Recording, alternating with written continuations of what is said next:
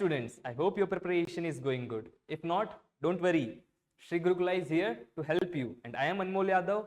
I will be your physics and mathematics mentor. I am an NIT-JEE graduate. So bring out your books. Let's make your preparation stress-free. The next question is the sum of order and the degree of the differential equation 2x square d2y by dx square minus 3dy by dx plus y is.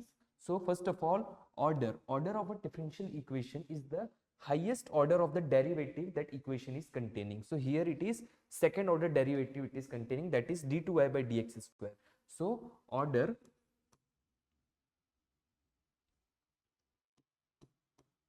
of differential equation is 2 because it contains second degree derivative. Now what is degree of the differential equation?